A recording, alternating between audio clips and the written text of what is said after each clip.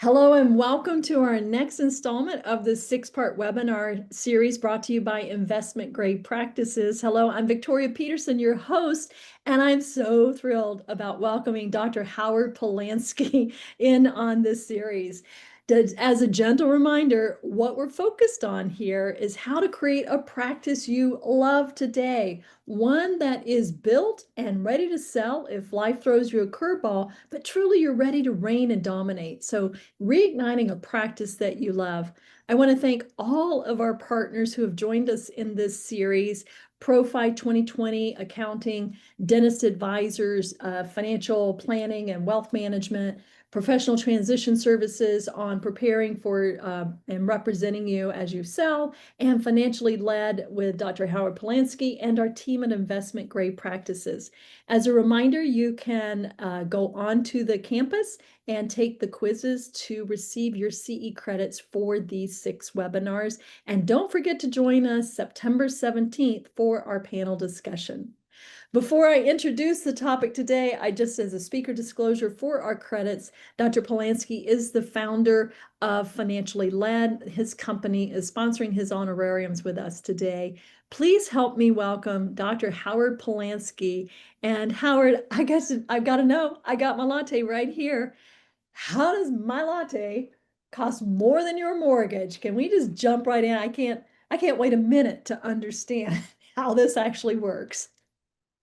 Well, it's a catchy title, so it definitely got you up and ready to have your latte for this.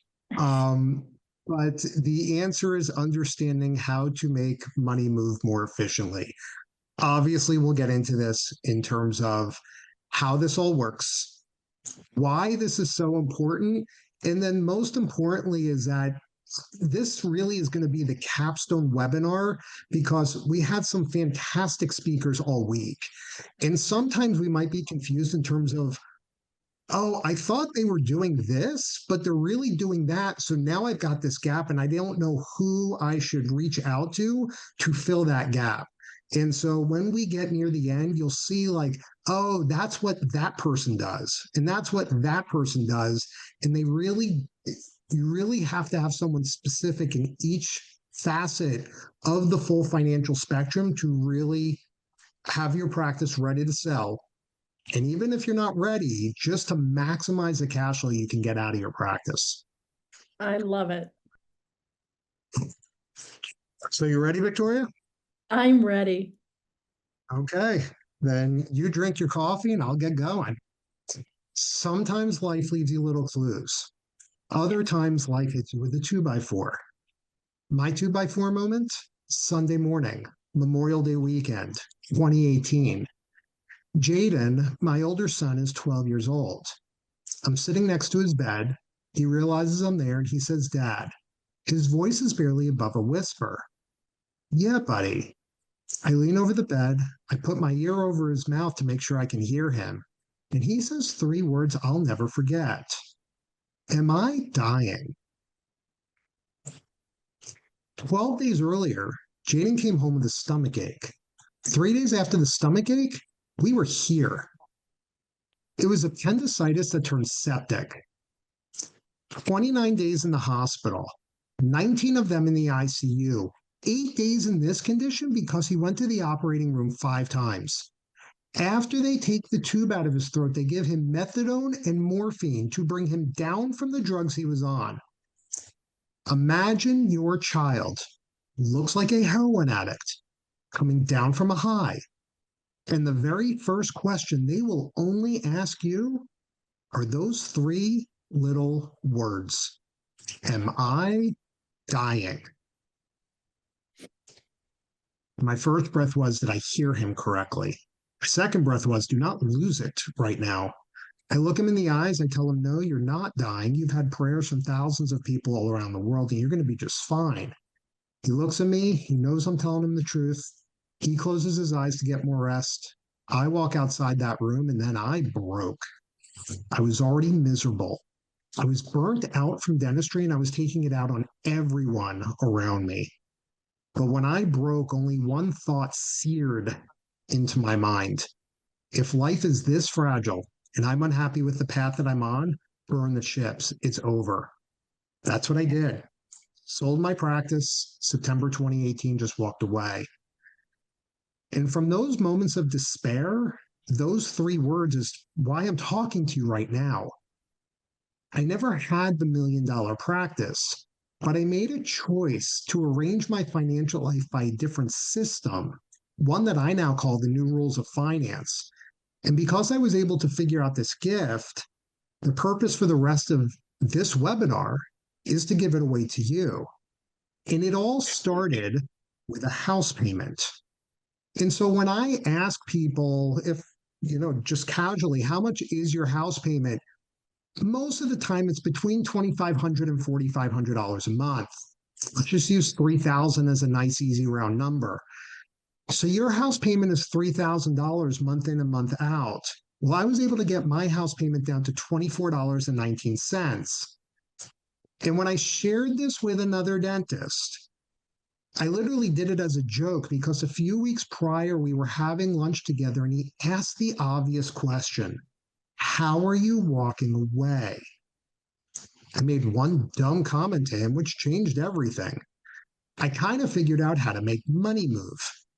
Now, he gave me that Scooby Doo look. I tried to explain things that day. Frankly, I just didn't do a good job.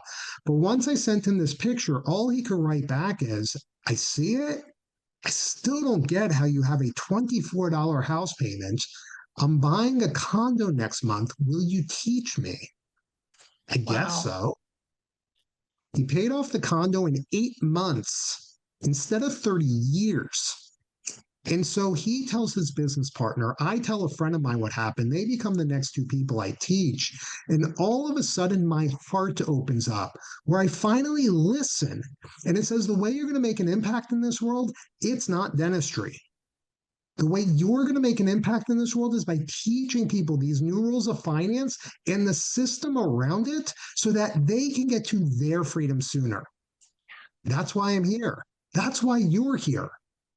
And so, of course, the question is, how do you have a $24 house payment? How do I nearly match Victoria's latte because she lives out in Hawaii? That's how much it costs.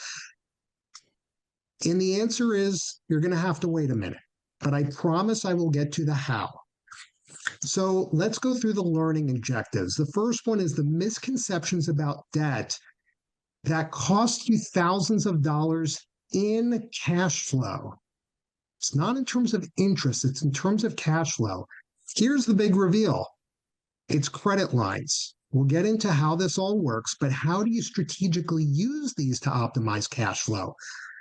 Interpreting a profit and loss statement. This is the greatest fallacy that accountants utilize because what you see on that profit and loss statement has no bearing on what is actually going on in your bank account.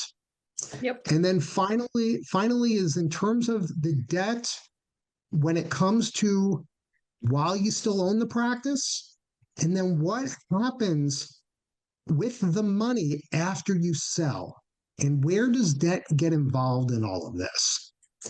So, Victoria, before we continue on, we're going to play a little quiz.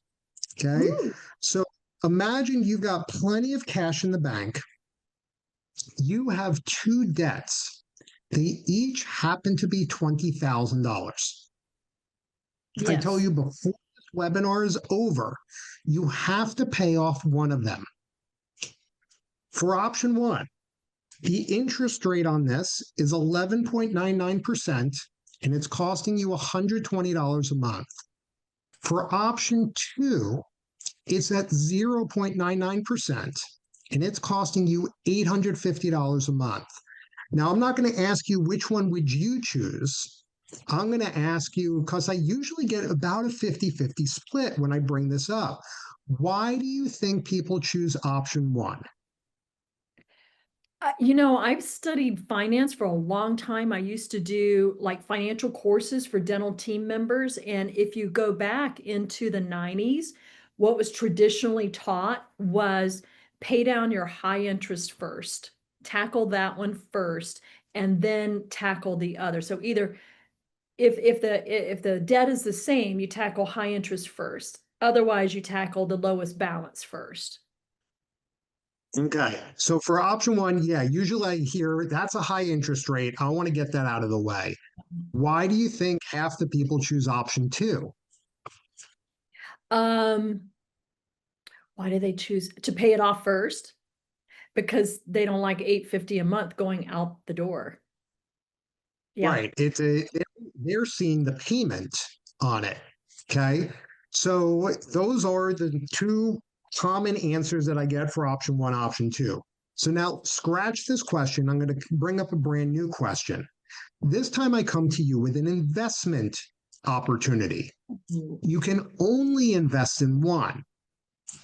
Each investment happens to be $20,000. For option one, if you choose that, your cash flow is going to go up $120 a month. If you choose option two, your cash flow will go up $850 a month. Which one do you choose? Two. And 100% of people choose option two. And if you really So glad step I got back and that right. I was a little nervous. can really get, we didn't have to cut the webinar short. But if you really step back and think about it, it's the exact same question. It's just the other side of the coin. Yeah. And what I mean by that is that when you look at this from the perspective of cash flow, there's only two ways to increase it. We either earn more money, preferably passively, or we reduce the fixed debt payments from our life. Right. That's it. And so when I did this as an investment, it was very easy to see in our mind growing our cash flow. But when I asked it from the debt perspective, it's harder for us to believe that less can be more. And in this case, it means less fixed debt payments means more cash flow. Yeah. And so we have to put this now in the greater context of financial planning. Best way I've ever heard this described: Joshua Sheets, 5 points, 10 words. Maximize income, minimize expenses, invest, protect the investment to optimize lifestyle. In terms of maximizing income, that's on you. You chose the industry, you chose the job within the industry, and depending upon how many hours you work, that's going to correlate to how much money you bring home. And then when we have some excess money, we look for some outside eyes on our finances, like an advisor, to say, I know I can't work forever. Let's take this extra money and grow it for our future. But look what we just did. We just stepped over number two. Yeah. Now we're not looking to step in number two. That could kind of be a crappy day. But how does someone work on step number two? Because no one's ever shown us an efficient, effective way to do this until now. And this is where the whole concept of cash flow optimization comes in. And I know some people are going to see this and say, but I already have a financial advisor. Right. Aren't they doing this? The answer is they're really not. Okay. And so I know I'm painting a very broad general picture. Someone's going to come back and slap me across the head virtually and say, no, my guy does this. Think of your financial advisor as your offensive coordinator. What's Right. that extra money that we have left over? And let's keep growing it. But it's late Bear Bryant, the former Alabama football head coach, that said offense sells tickets, but defense wins championships. This whole concept around cash flow optimization is the defensive coordinator to your whole game plan. And so this is not a fight between investing and getting debt paid down. It's a coordination, because when a team is playing a game, I don't pick whatever sport it is, you're not playing offense all the time and you're not playing defense all the time. There are times to transition and you need both. And so to do this, to optimize the cash flow, it really comes down to three simple steps. Lift the burden from fixed debt payments. Then we expand your cash reserves. Now that we have more money freed up each month, Now that we have the larger opportunity fund, which you might call an emergency fund, now we have the army of dollars available to deploy into other assets. And as a result, you maintain your lifestyle, keep more money each month, and achieve your dreams faster. And so it's now a not so secret weapon. It's how do we utilize lines of credit? So, from a 30,000-foot view, let's kind of go through this game plan. Number one, you actually have to get a line of credit. They don't just magically appear out of nowhere. You have to apply for one. You can do it with your house, especially if you've been there a number of years and it's appreciated substantially. There's money trapped in there, which you can access. You can also get it for the business. I recommend getting as many of these as you can. It never hurts to have access to more money.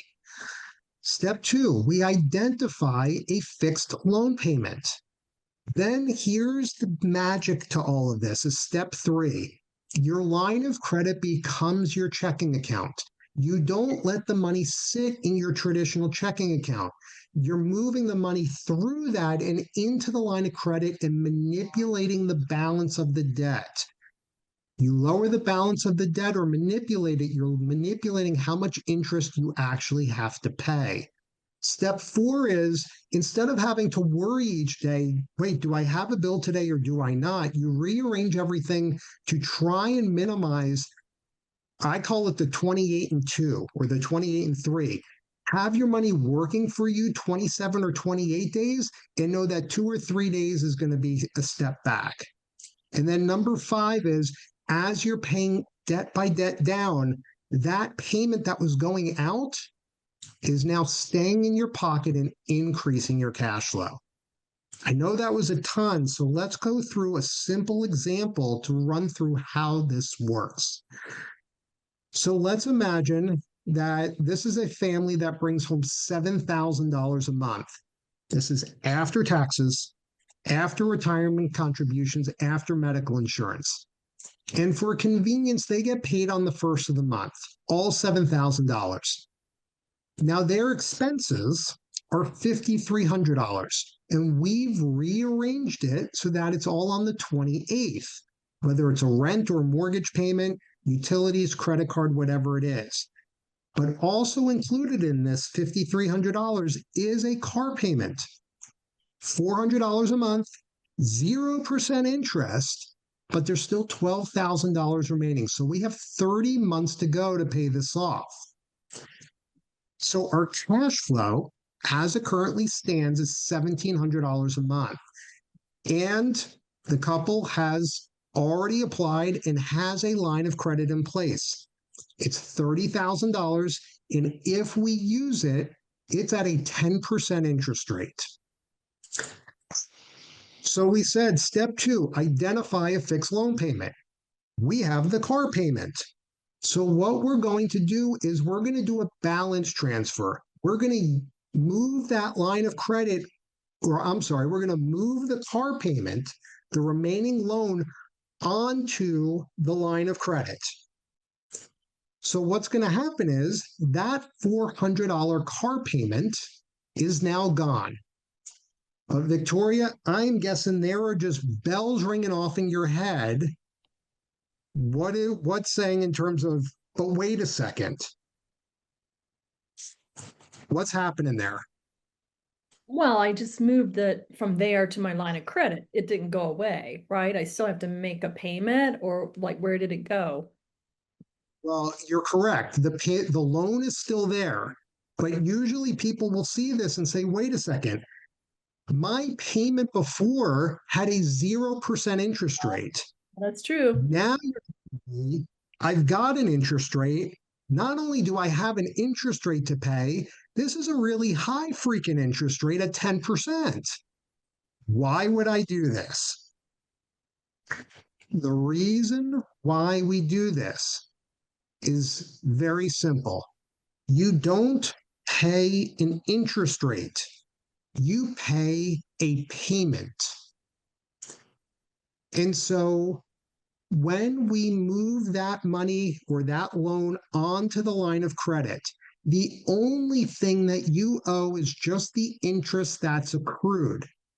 And if the balance is at $12,000 for 30 straight days at a 10% interest rate, that will cost you $100.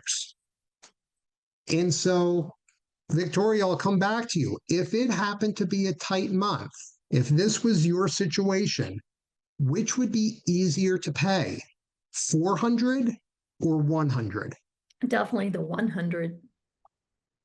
Exactly. All right. So just by doing this, we've increased our cash flow an additional $300 a month and lowered our expenses to 5,000.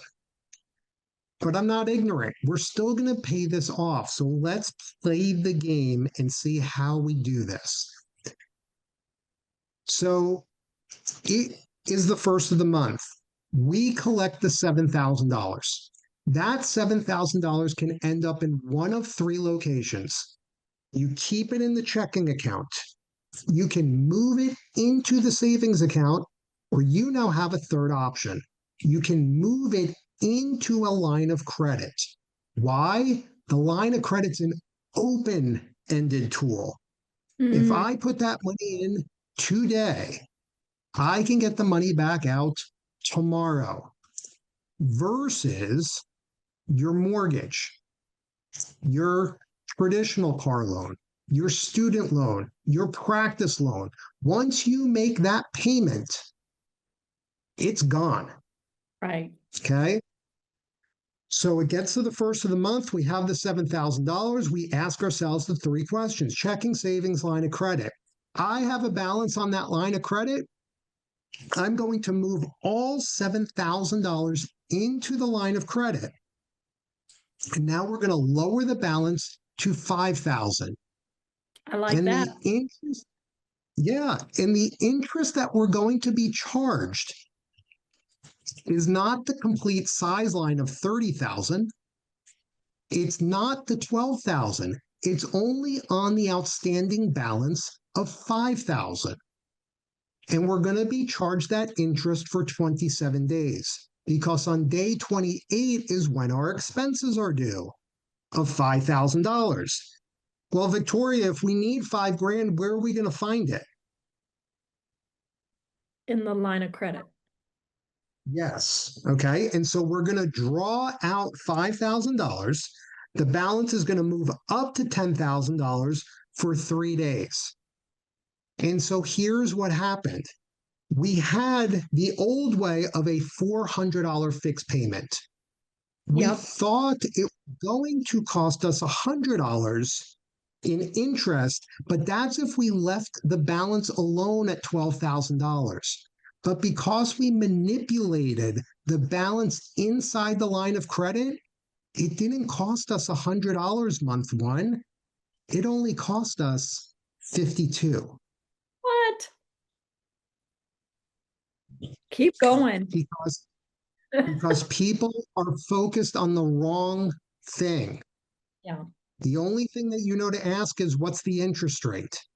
And that's the wrong question to ask. Month two, day one, we get the next $7,000. We ask the same three questions: checking, savings, line of credit. We have a balance in there. We put all 7,000 in and move that balance down to $3,000 for 27 days. On day 28, we've got our expenses of 5 grand. What do? We pull it out of the line so that everything gets paid off. And the interest accrued in month two is $27. Nice. Month three, day one, get the next 7,000, checking, savings, line of credit, throw it all in. We are now down to $1,000 for 27 days. Victoria, how much interest can we be charged?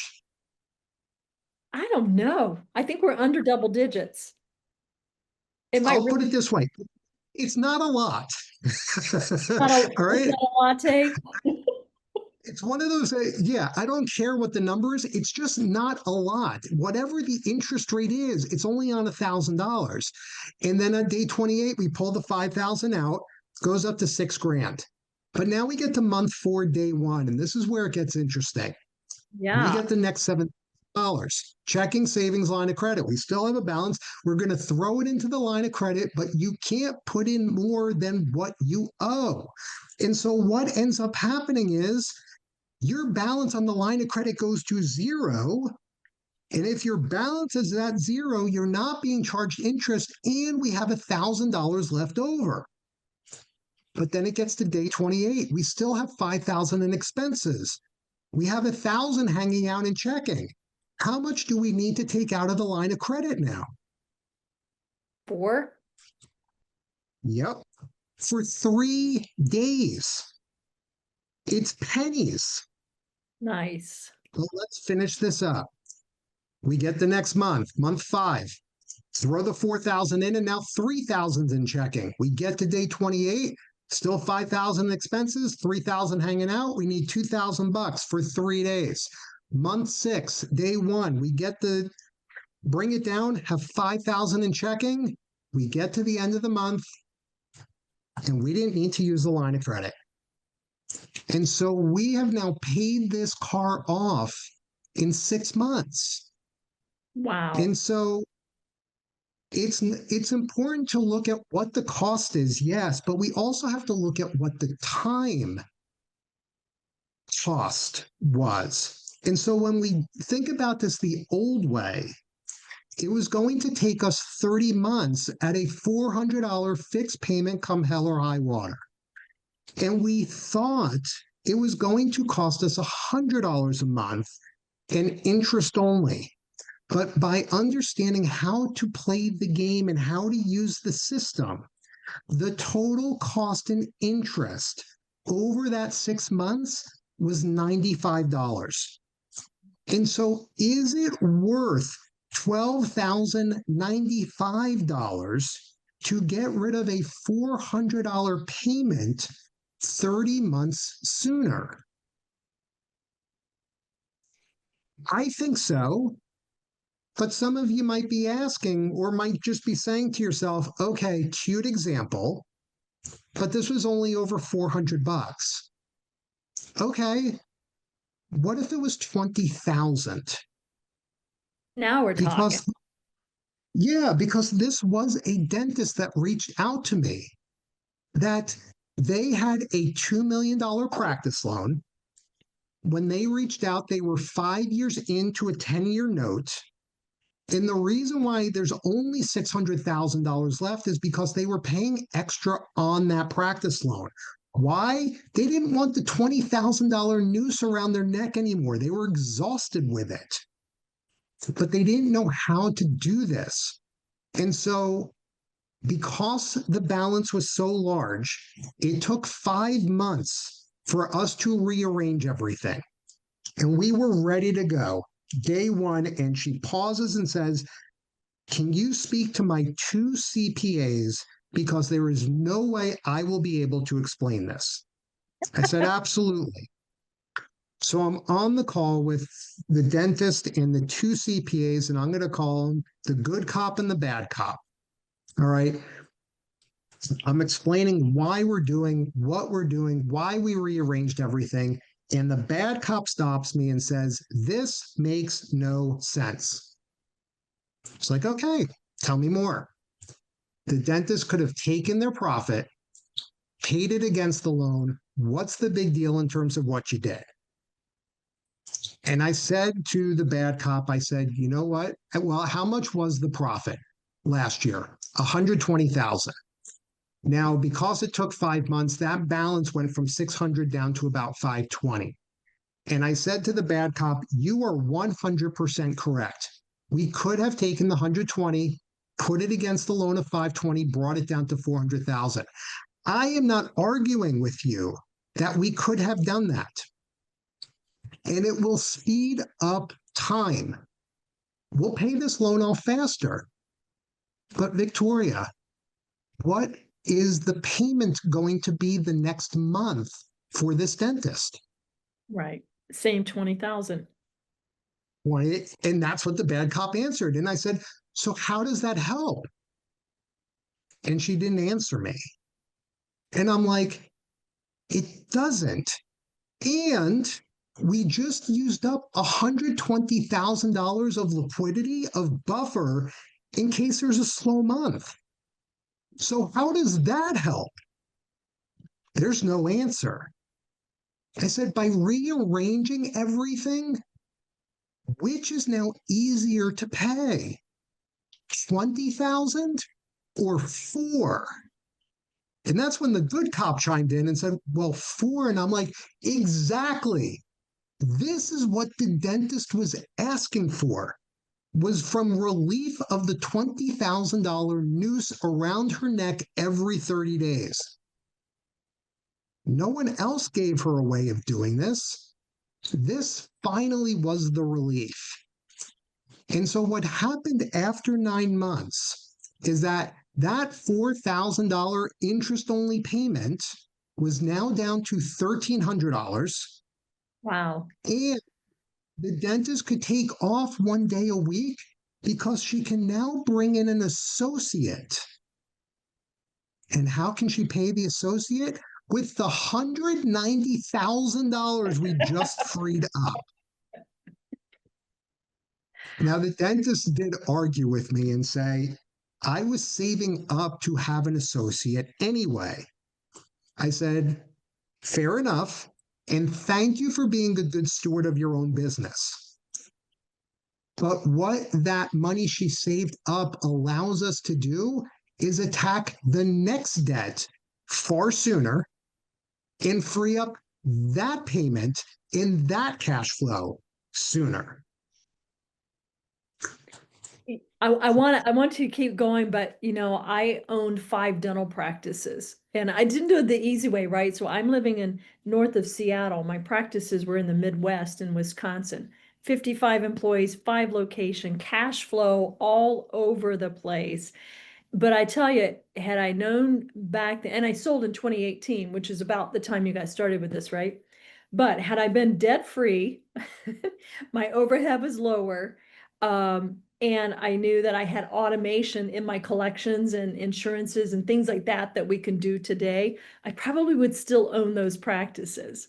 But the stress for owners is real. You can't underestimate what this type of cash flow stress really puts on you as an owner. So thank you for this. These are great examples, Howard.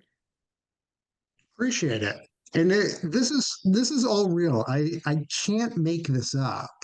Like, this is people that have reached out, and this is the way that we can just make such an impact in terms of whether you're an owner or not. It doesn't matter. The stress of having, look, student loan payments are going to be increasing. Period. End of story. 5 years you didn't have to pay anything. Time's up, Right. and that's going to hurt cash flow too. All right. So so the next question is this strategy recession proof?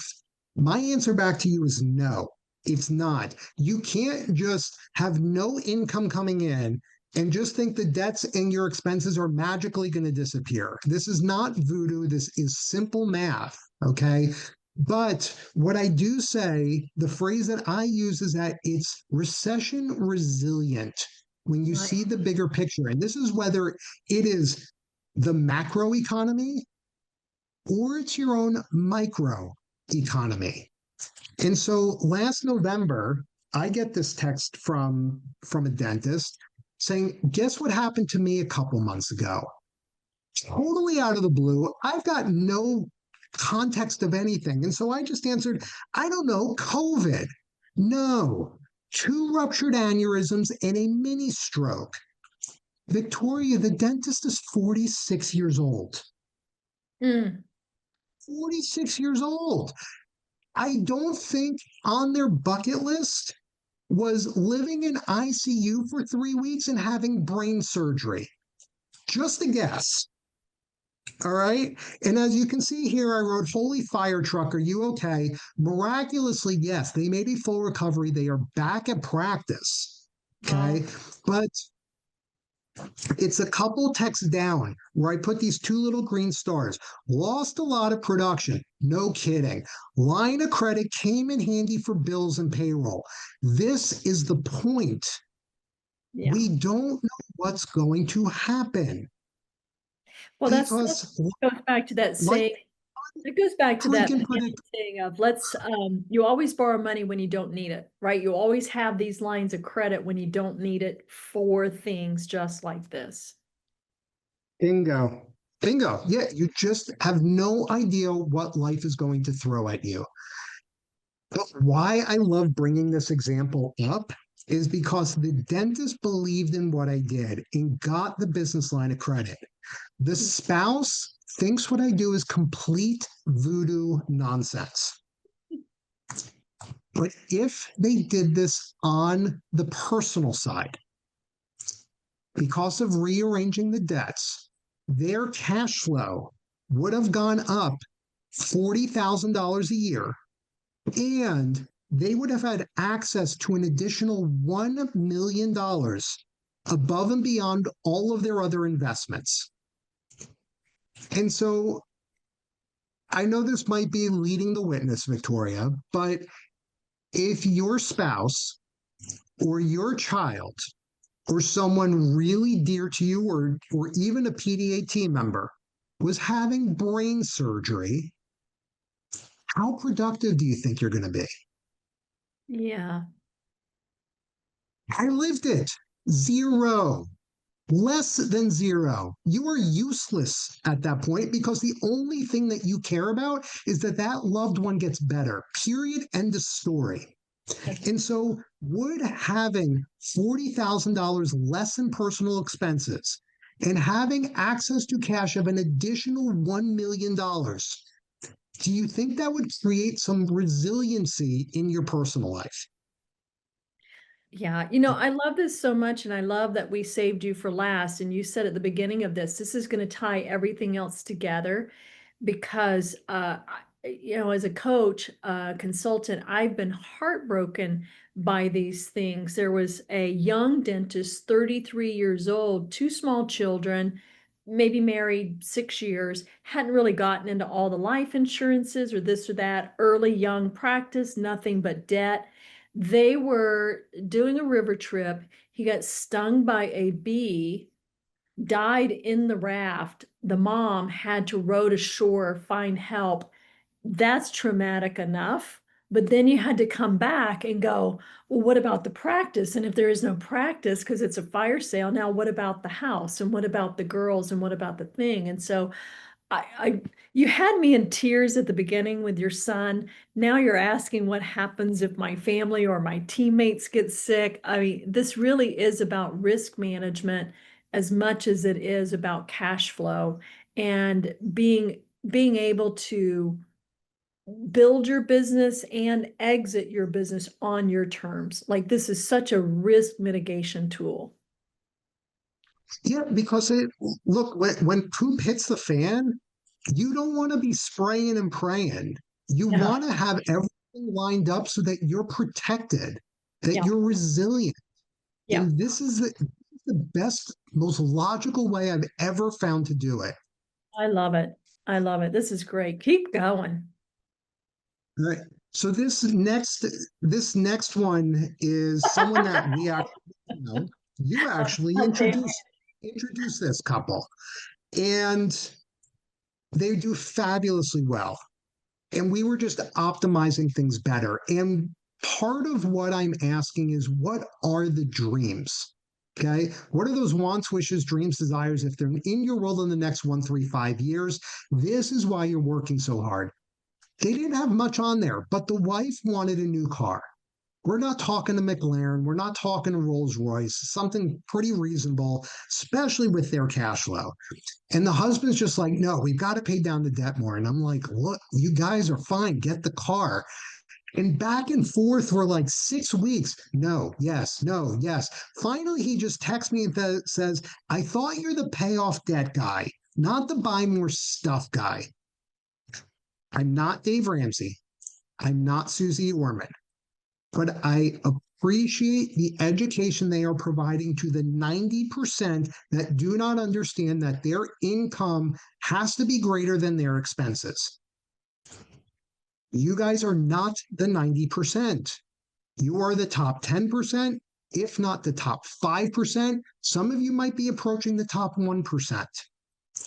And what I wrote back was, no, this is in terms of finding freedom faster, is that we've optimized your cash flow so that you can do this stuff. You can have the experiences far sooner because one, you have the cash flow, and number two, you're healthy enough to do it. So go freaking do it.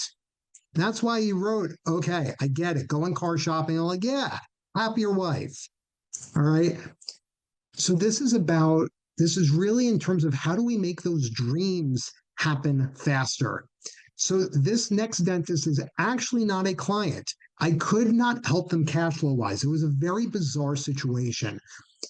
But as we were talking, he told me, oh, we had a HELOC and we just gave it up.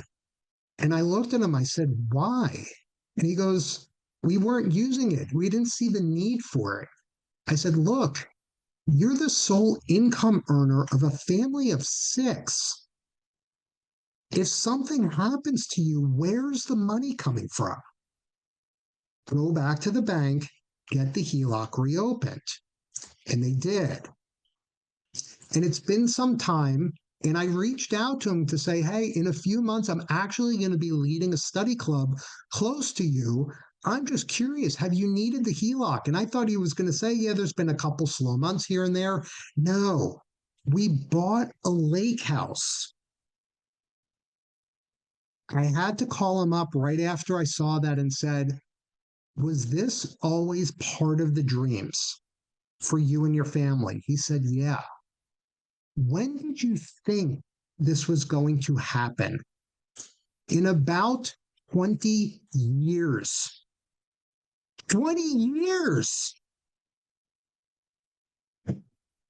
1 month later, I get this text, and you can see it was part of a video, but there are the kids on the beach at the lake house having the memories and the experiences decades sooner. Well, you gave him This is experience with his kids, not his grandkids. That's amazing. right, right. 20 years sooner. They thought someday we could do this, and they can do it now. Nice. That's the point of all of this. That was for this family. This final case study, he just wanted the debt gone. It was eating at this dentist so that when I looked at both the personal and the business life, there was about $18,000 a month in fixed debt payments. And when I really boiled it down, he goes, I want the student loans gone. I want that gone first. And I said, look, give me a few months. That's not the right debt to attack just yet. We got to get some other ones out of the way, which are more efficient, bring in more cash flow. We will get there. I promise you. And I think it was to the week that we got to the student loans. And you can see this text. It feels like a weight has been lifted. And Victoria, we know if you are walking into work heavy and burdened, whether it's financial, whether it's relationships, whatever it is, you're not as productive. Talks with patients are just a little bit more stressed. They're a little bit more on edge. People can read that. They may not know what's going on, but they can absolutely read it. Yep. But for this guy, when that weight got lifted, talks were easier. He's got a bounce in his step. Production just seems to go up. Everyone just seems to be saying yes. And after working together for 26 months, we freed up $15,000 a month in cash flow.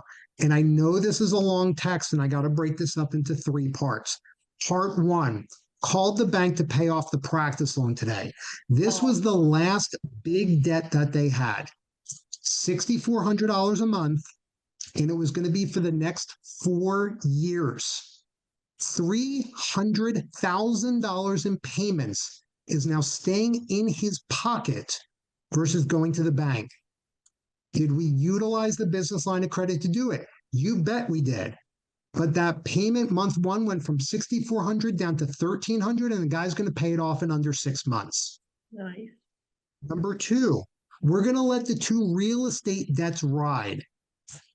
We started at $18,000 a month.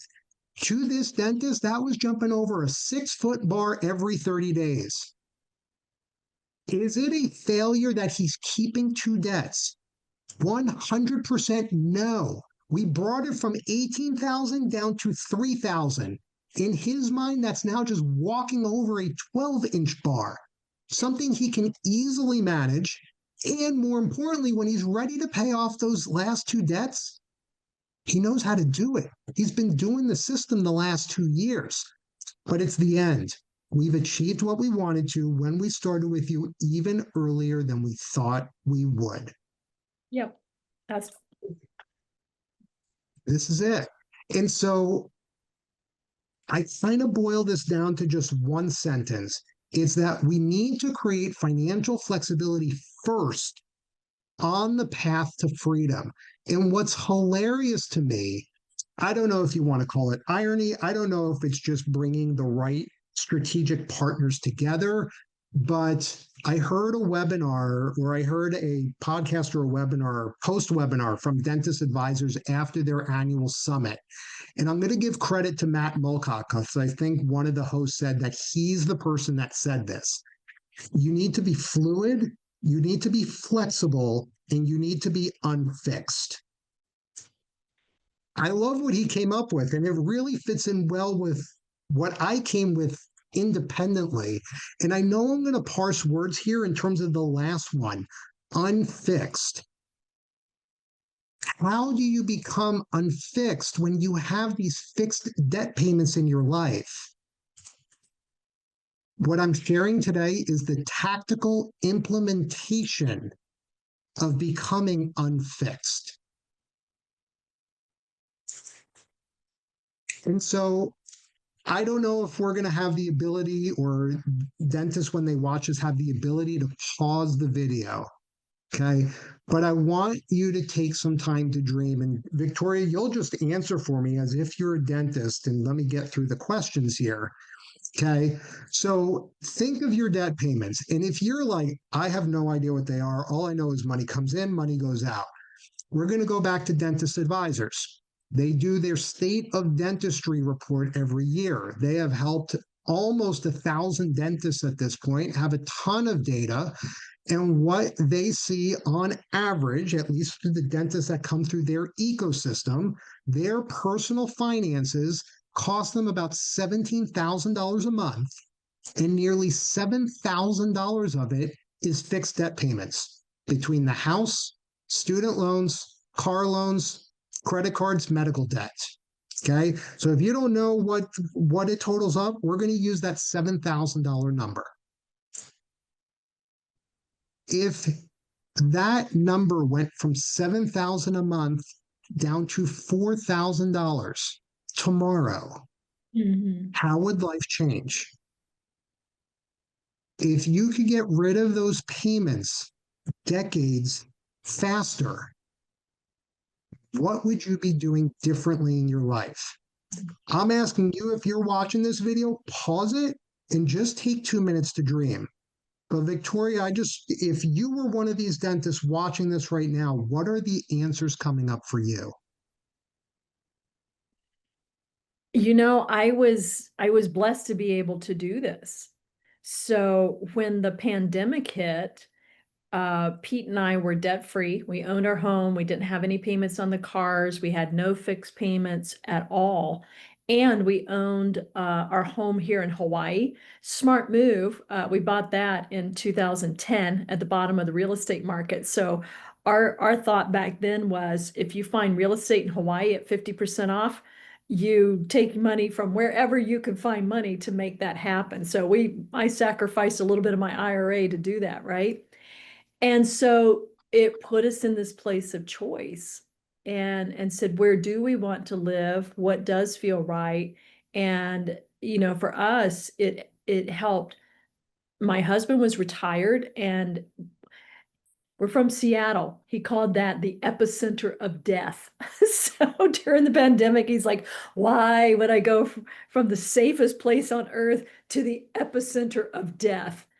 And in that moment, like it seems exotic that we live here. And I tell people we got stuck here and we haven't gone home yet. But it was because we had been working on this. These principles, I've been wired like this since I was 15 years old. And so it was really nice to be in our 60s and 70s. And when the time came that we were able to make those choices. And there was no magic about it. It was like you said, it's just understanding how money moves and what your overhead is in your life. So thank you for that remembrance of it. And now I'm like, oh, I still have a car payment for some stupid reason, Howard. I got myself into a car payment a couple of years ago because I needed a car and it was easier and I just like did it. And now I'm like, all right, I'm just going to go take care of that because that's $743.22 per month. Not that I'm keeping track of it. Not at all. The answers that I typically hear, Victoria, and you were circling around it, they're always around time, Yeah, right? Time to feel peace, time to slow down, more quality time with friends and family. yeah, And I know I have not addressed one key question that from the very beginning. Is your son okay? Thankfully, yes, that I still have more time with my son. He's almost 20. He'll actually be 20 once this is released. He's healthy. He's taller than me, better looking than me, has more hair than me. And I wouldn't trade the time for any amount of money. true and It true. doesn't matter because time is the most precious resource we have. And so it's just how do we accelerate that time so that it doesn't have to be thought of as a work life balance. It can be a life work balance. So, why you need a team? So, we have had some tremendous speakers, tremendous presentations all week. Yeah, And I'm hoping that this now becomes the capstone to understand where does everyone fit in each of these pieces. So you've hopefully, if you're watching this, you have seen this. This is the very, very basics of a profit and loss statement. Income minus expenses equals profit. So when we're looking above the line, everything above the line, that is really in terms of what is truly valuable about your practice or about your business. Now, yes, the most critical thing is how do we increase income? How do we increase that top line? That's going to be the major, major factor. But as we're looking at expenses, the ones that you feel like you have the most direct control are how many team members do I really need? And how much do I pay them? Okay. But there are other I'll call it non-critical, but you have to deal with them that really make a difference in terms of how much profit comes to the business. These are probably the simplest ones to explain. Medical insurance. If you offer it, you know how freaking expensive this is. And if you're willing to do some sleuthing, you may be able to lower that 20, 25, even 30% a year in premiums. The payroll processing, some of them, all of them can do it. All of these organizations can do it. It's just a matter of are you overpaying for it? Credit card processing, that terminal that you have, if your total cost compared to the collections through that terminal is more than 2% each month, you are getting ripped off.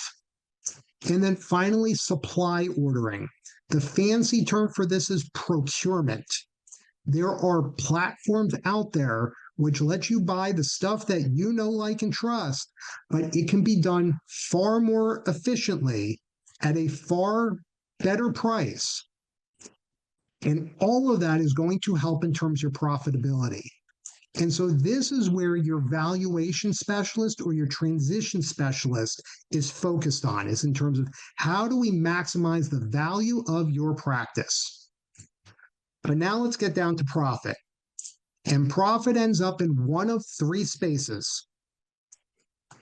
It goes to taxes. It goes to debt. And this is why the profit and loss statement is the biggest freaking fallacy of all three statements that you can possibly have. Because I guarantee you, this has happened with your accountant. They tell you you made a profit. And you look down at your bank account balance and you look back at them and say, but where's the money? It's on your balance sheet. But it's not And even there. they, It's not they even can't there. explain, they can't explain this to you. Right. If your accountant can learn two sentences, that will have 95% of the problems go away. You know, when you make that payment on the loan, yeah, not all of it shows up on the profit and loss statement. That's it. That's all you need to know. That explains 95% of the issue.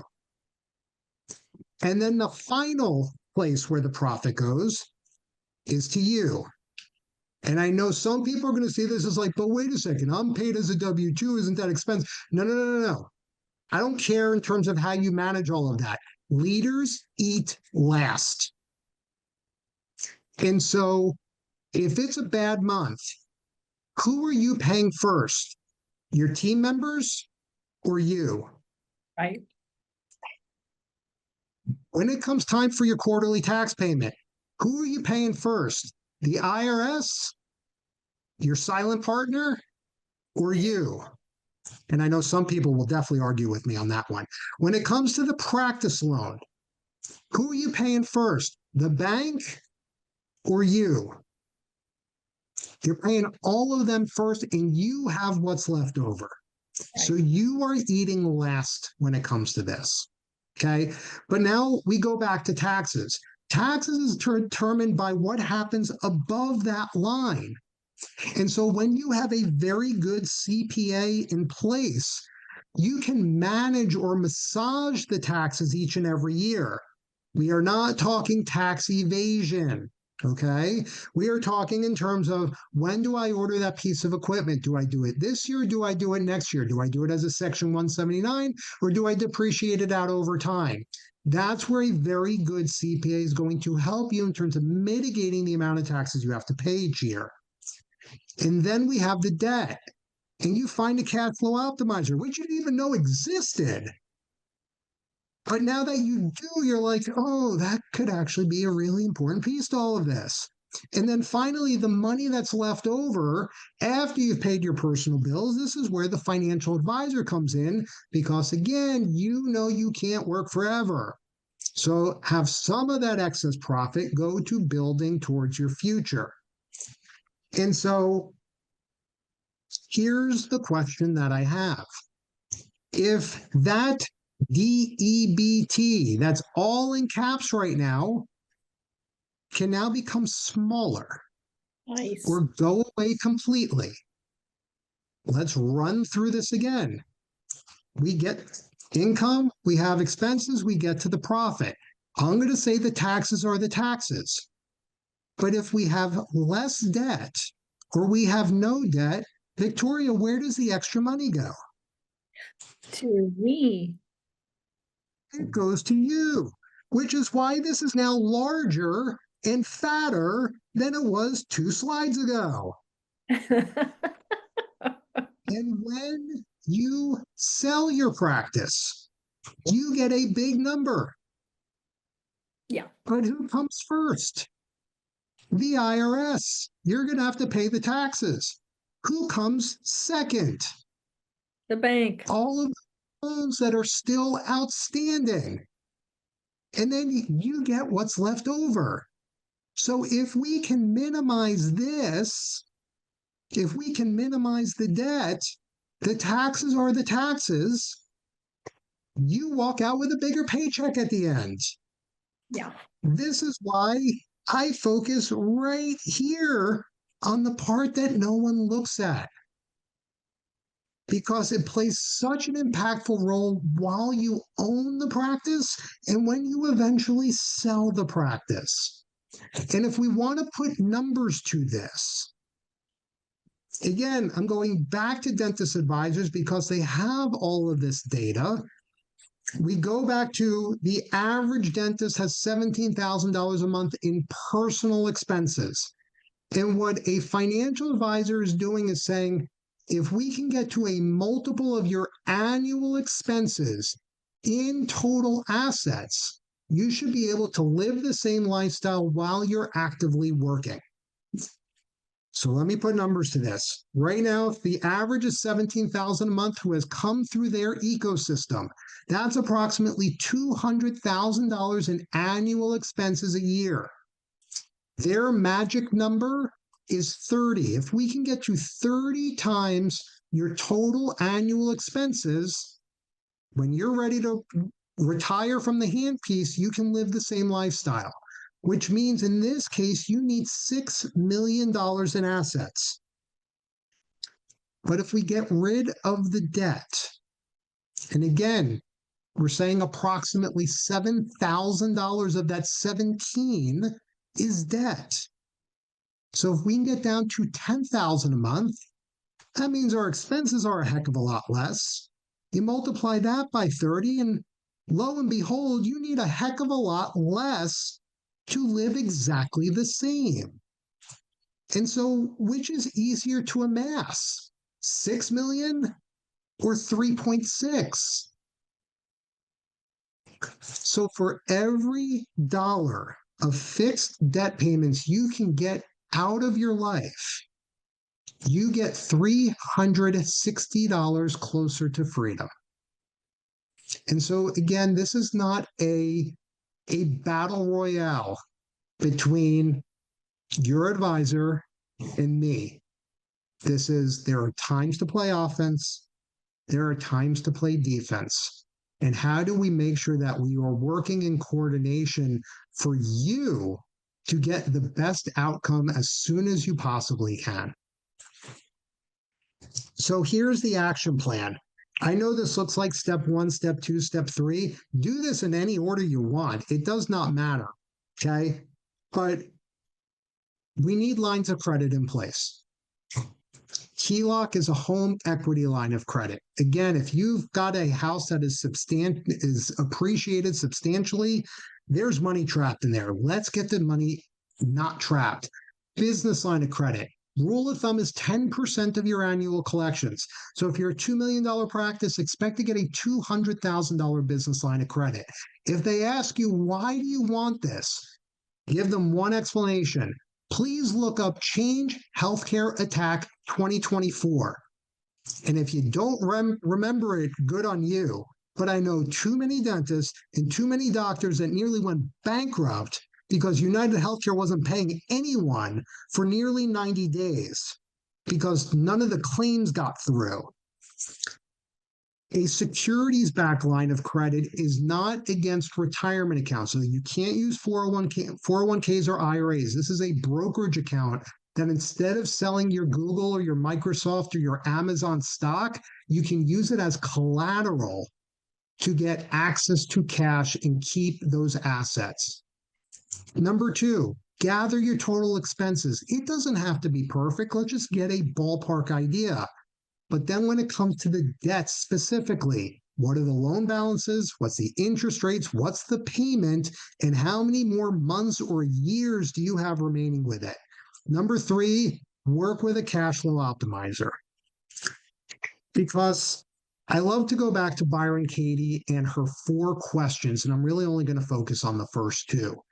Is it true? And question number 2 is, from what you say is true, is it 100% true? And so you can keep doing things by default, or you can play the game by design. And for the people who are doing it by default, these are the statements that I'm traditionally hearing. The lowest interest rate matters most. There's a reason why I went through that example. You can't get lower than 0% interest. And yet, when you learn to play the game by design, you realize it's not the interest rate that matters most. It's the balance of the debt the interest rate is applied to that matters more. Only the wealthy are debt free. They're actually not. They just know how to play the game by design and control and manipulate the debt. I need more money to be debt free. Look, more money is good. Even more money is better. I'm not poo pooing that, but it's not really about having more money. It's about understanding the flow and having less friction. There's a reason why money is called currency. It has to move, it has to flow for the economy to work. And so keep this on the personal side. The largest asset you will purchase is going to be a house. But remember, mortgage is a French term which literally means death pledge. Okay. It's a one-way street. There's a reason why you don't put all the money in because you can't get it back out. So what do? You park it in a checking account, you park it in a savings account. But what does the bank do? The bank takes your parked money and starts to move it for their own benefit. When you play the game by design, we're taking the banking system, flipping it on its head, so now the money is moving for your own benefit. Number four, I have to play by the rules. You just never had any idea that there's two sets of rules. What the banks just set up by default, but now you just had a peek behind the curtain to see how you could play the game by design. And I think most people understand this reference. If not, you really have to go back to the original Matrix. All the other sequels sucked. But the whole red pill versus blue pill and Morpheus with Neo, and it's really the last two sentences. I'm trying to free your mind, but I can only show you the door. You're the one that has to walk through it. For those that did walk through the door, that said, I want to learn how this system works, the majority of them being dentists, the average amount of interest saved for those dentists has been over $180,000. Money that is staying in their pocket versus going to a bank. And in terms of the cash flow increase in the first 12 months of learning this, for the owner dentist, it has been on average $65,000. That has ranged as little as $15,000 to as much as $290,000. Not by working any harder, just understanding how to move money differently. But even if you're not an owner, you're a W-2 employee, it has still worked for them. Over $3,000 a month, living the same lifestyle, you just have more money at the end of each month. And so Dr. Stephanie Mohan has now become a dear friend. She is a multi-site owner. She owns 5 locations and has spoken all over this country. It's been in dentistry for 26 years. And I'll just highlight 2 parts. 1 hour. In 1 hour, we freed up a 6-figure sum of annual cash flow. And as she says right here, cash flow is like oxygen. You don't think about it until you need it. And then once you need it, it's almost too late. And Victoria, you mentioned that with your practices in terms of it was up, it was down. And when it was up, you weren't thinking about it. But when it was down, all of a sudden, there was nothing else to think about. I'll add to this, Howard, that I know Stephanie and she is not one for hyperbole. Like she speaks truth and she doesn't sugarcoat it and she's not flowery with praise. So what a great thing you did for Stephanie. She's amazing. Thank you. And well, look, I mean, again, it was up to her to say yes. It's not for me. I just showed the door in terms of did you want to walk through it or not? And so I'm going to just end with 2 final questions. Are you ready to start feeling financially flexible Monday morning? Mm. Do you want to create optionality in your life and start to feel unstuck? Freedom is a lot closer than you think. I'm Dr. Howard Polanski. Thank you, Victoria. Thank you, PDA. This was a pleasure and a blessing to bring this to your community. Thank you so much, Howard. Again, if you want to submit questions for Howard that we can put into our September 17th panel discussion, just email us info@productivedentist.com. Also, your CE credit, again, once you finish this course, there should be a quiz that follows. Completing that quiz will automatically generate your 1-hour CE credit unit for this program. And I guess I can talk about this. If you want to know where you are from a cash flow perspective, I have set up a cash flow quiz. It'll take you a whopping 3 minutes to fill it out. Just scan the QR code and see where you land. Thank you so very much, Howard. I learned so much from you. I've heard you do this program 2 or 3 times now, and I learned something new each and every time you present. Thank you, for discovering your gifts and being so generous and putting them out into the world. Again, Victoria, I appreciate the opportunity. I know yeah, we were just discussing before we started. I went through PDA twice as a dentist when I still had my practice. So I know the value of what you guys bring to the community. I know how much love and respect and how much you guys have helped so many dentists around this country over the years that this is just a small way of me to try and give back to what you guys have done for so many. Thank you so much.